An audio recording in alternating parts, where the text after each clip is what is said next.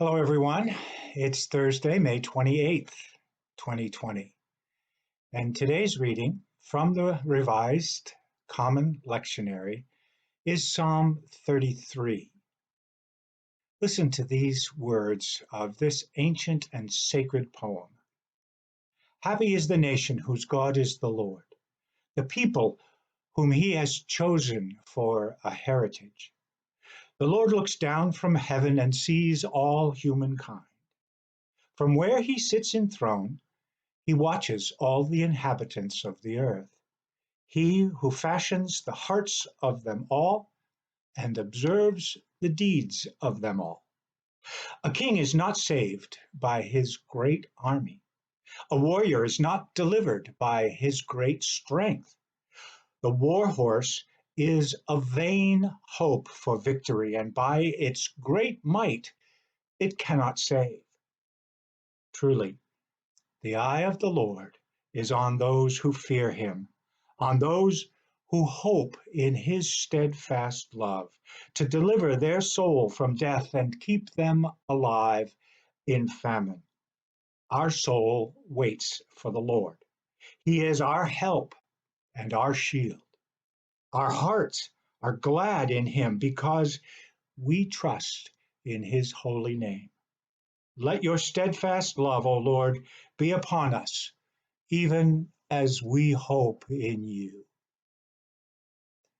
Now, the first thing that I want to say about this beautiful poem is that the translation from Hebrew into English is sometimes not precise. And especially in the first couple of verses of this poem, the English translation can be a little bit misleading. Remember, it says, Happy is the nation whose God is the Lord. Well, let's remember that this poem is composed, perhaps 2,500 years ago, or even more. And in that time, the concept of a political entity that we know of as a nation or nation state, like Canada or Mexico or the United States or the United Kingdom or Spain, you know what I mean. These are political divisions, and the boundaries are established by wars or by negotiations or by history. But nevertheless, that kind of political division was unheard of and unknown at the time that this poem was written. So, a better reading in that first line of the poem would be Blessed are the tribes whose God is the Lord. And then there is the question of the Lord. Of course, that's a translator's way of inscribing a word from Hebrew, which the Hebrews considered too sacred to be spoken. And that is the name of God, Yahweh. So this first line might be better translated Blessed is the tribe whose God is Yahweh. Well, now it becomes clear who that tribe is. It's the people of Israel, the people whose God is the one who revealed himself to Moses, to Abraham, to Isaac, to Jacob, and Yahweh is his name. Now, the people of that tribe, the people of Israel, for only a very brief time in their history, were a political power or a military power in the area of the Fertile Crescent, where this tribe had its residence. Only for a very short time were they a power that would be able to defend itself and was a power to be contended with. Rather, they were a small tribe and a relatively weak tribe. And so their confidence could not be in their military strength.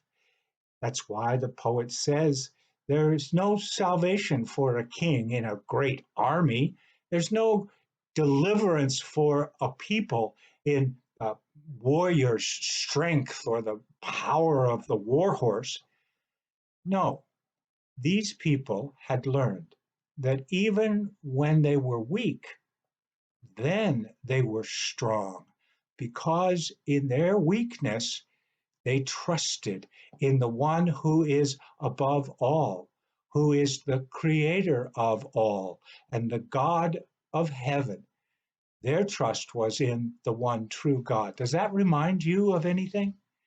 Well, it reminds me of what the Apostle Paul said in the New Testament when he said that he is weak, and when he is weak, he is strong because the grace of God is perfected in him.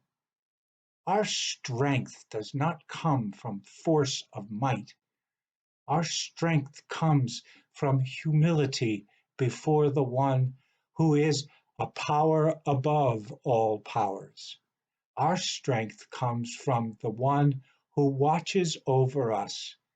And how do we avail ourselves of that strength, that power, that ability that is for us as those who are the heirs of creation? We avail ourselves by hope, by faith, by trust in God's greatness and God's unfailing love for us. What the tribe of Israel calls the steadfast love of the Lord. Today, there's a temptation for us to be caught up in the competition of one political power against another, one nation state for its own benefit against others in the world, but rather, as the people of God, let us resist that temptation and trust in the one who watches over us all and gives us strength by his grace, so that even when we are weak, even when we are few, then through hope and faith and trust, our God and God's grace makes us strong. Hey, thanks for joining with me today. I'll be back tomorrow for another daily devotion. God bless you till then.